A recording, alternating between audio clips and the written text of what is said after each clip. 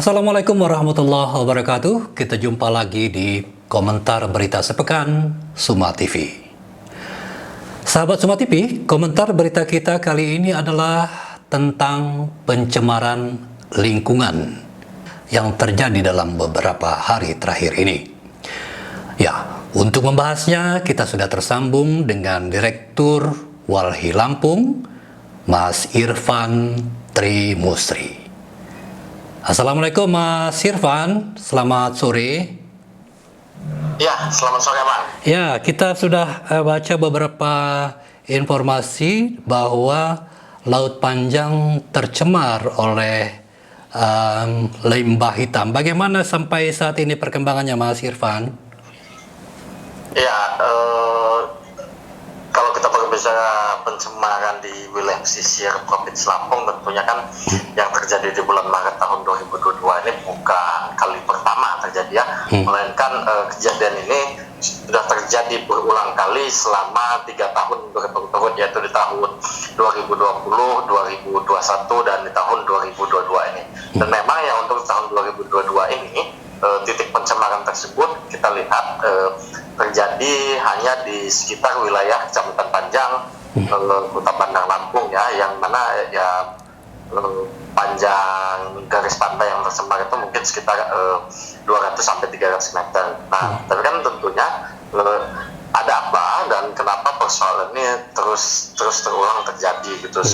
Terkesan seperti ada pengabaian dari pemerintah gitu, kemudian juga tidak adanya transparansi terhadap upaya-upaya penyelidikan dan upaya-upaya penegakan hukum yang memberikan efek jerah. Karena tidak ada upaya penegakan hukum yang memberikan efek jerah, jadi potensi-potensi serupa juga terus terjadi, dan tidak menutup kemungkinan yang terjadi hari ini bukan terakhir kali. Mungkin di tahun 2022 ini akan terus terjadi dan sampai kepada tahun-tahun berikutnya jika memang tidak ada penegakan hukum, tidak ada sanksi, dan yang lebih penting juga bagaimana juga misal pemerintah membuat early warning system ya, atau sistem peringatan dini gitu terkait dengan potensi pencemaran pesisir di Provinsi Lampung. Ya, Mas Irfan, kalau dari investigasi kita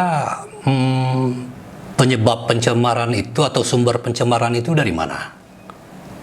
Ya, untuk yang di tahun 2022 ini belum bisa kita pastikan secara detail ya.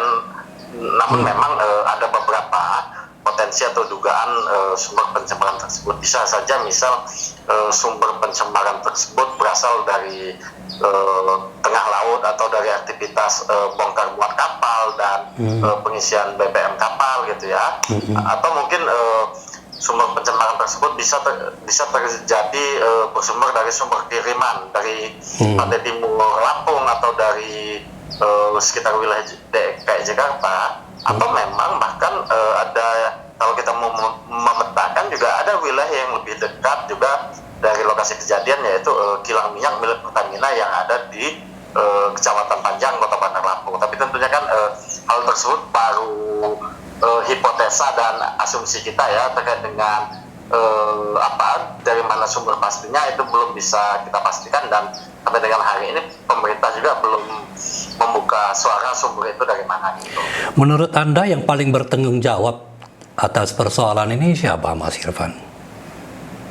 Ya, kalau kita mau berbicara tanggung jawab utama tentunya kan ya ada di pemerintah dan korporasi sumber pencemaran tersebut. Pemerintah juga memiliki tanggung jawab penuh, misal bagaimana melakukan pengawasan di sektor wilayah pesisir dan pulau-pulau kecil. Kemudian pemerintah juga memiliki tanggung jawab melakukan pengawasan terhadap aktivitas izin usaha atau aktivitas eksploitasi gitu ya. Dan tentunya jika memang sudah ketahuan ini sumbernya dari mana, ya kita lihat baik ini terjadi secara sengaja ataupun tidak disengaja, ya si pelaku misalnya si PTA ya memiliki tanggung jawab penuh gitu untuk bertanggung jawab terhadap proses, mulai dari proses tanggap darurat sampai kepada proses rehabilitasi atau pemulihan lingkungan yang terjadi. Karena tumpahan minyak ini kan tentunya dia selain berdampak terhadap masyarakat pesisir yang notabene berprofesi sebagai nelayan gitu ya, karena aktivitas atau ruang hidup dan sumber kehidupannya terganggu, juga ini sangat berpotensi terhadap keberlanjutan lingkungan hidup, terutama di ekosistem pesisir dan pulau-pulau kecil yang ada di Provinsi Lampung. Apalagi misal kalau limbah tersebut setelah diperiksa masuk kategori ke dalam limbah B3, tentunya kan potensi bahaya atau potensi kadar kimia berbahayanya itu dia jauh lebih tinggi daripada limbah biasa. Iya. Kemudian ini kan sudah yang ketiga kalinya. Idealnya kan mestinya ya pemerintah sudah mengetahui, sudah mengidentifikasi apa, di mana penyebabnya apa, siapa yang melakukannya dan sebagainya sehingga tidak berulang. Menurut Anda ini ada keterlambatan di mana nih? Kalau menurut kita ini bukan ada keterlambatan ya, ini semacam ada Pembiaran. pengabaian dan juga ada semacam ketidaktransparansian yang dilakukan oleh pemerintah dan para penegak hukum. Seperti misal untuk kasus tahun 2021 yang lalu, misal ya kalau kita lihat respon yang dilakukan oleh pemerintah tidak salah-salah waktu itu, bahkan dari KLHK dan Barreskrim Mabes Polri turun ke Lampung untuk menyelidiki sumber itu gitu kan. Namun ini sudah lebih dari 6 bulan pasca kejadian itu, tidak pernah lagi kita mendapatkan kabar atau informasi atau berita dari pemerintah sumber pencemar itu dari siapa, seperti apa kandungannya dan seberapa besar dampaknya. Nah, akibat adanya pembiaran, akibat adanya ya mungkin ketidakwaspadaan oleh pemerintah dan hal serupa terus terulang sampai kepada hari ini. Dan jika pemerintah tidak mengubah sikap dan kinerjanya, tentunya ya jangan berharap juga ini menjadi kejadian yang terakhir.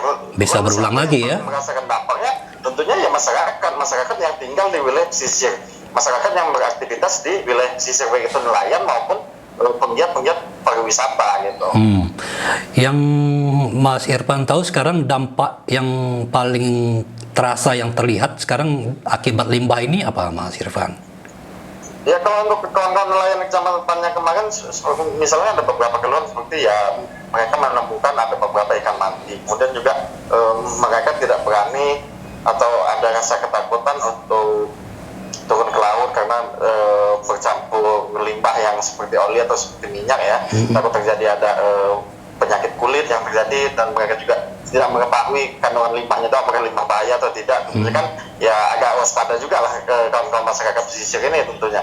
Dan yang tidak kalah pentingnya juga kawan-kawan masyarakat pesisir yang merasa terancam dan tidak nyaman juga dengan adanya limbah ini di sekitar wilayah mereka. Oke, harapan Anda terhadap kepada pemerintah, kepada semua pihak terhadap pencemaran ini apa ini, Mas Irfan, atas nama Walhi? Ya kita sih berharap pemerintah juga jangan hanya jadi pemadam kebakaran ya, gitu. Karena kan ya tidak semua pemerintah bertugas sebagai pemadam kebakaran gitu. Ya kalau hanya sebatas sebagai pemadam kebakaran ya tidak ada capaian kinerja yang serius gitu. Akar masalahnya harus dicari dulu ya. Akar masalahnya dicari, kemudian dilakukan upaya penegakan hukum sehingga memberikan efek cerah gitu, sehingga tidak dicontoh lagi oleh usaha sejenis yang lain.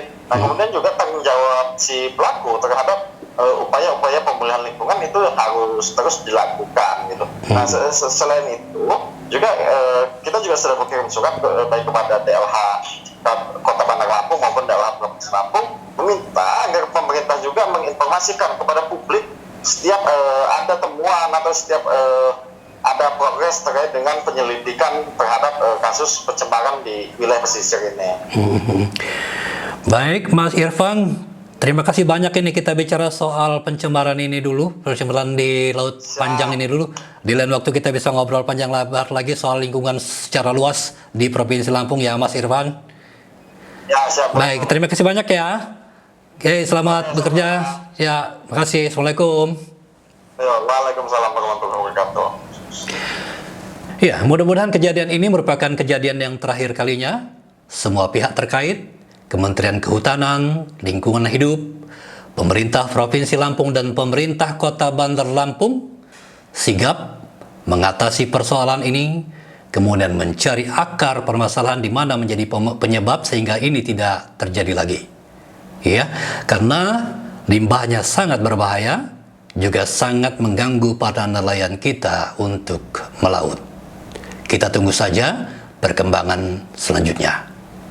Sahabat Soma TV, demikian komentar berita kita pekan ini. Terima kasih atas perhatian Anda dan sampai jumpa.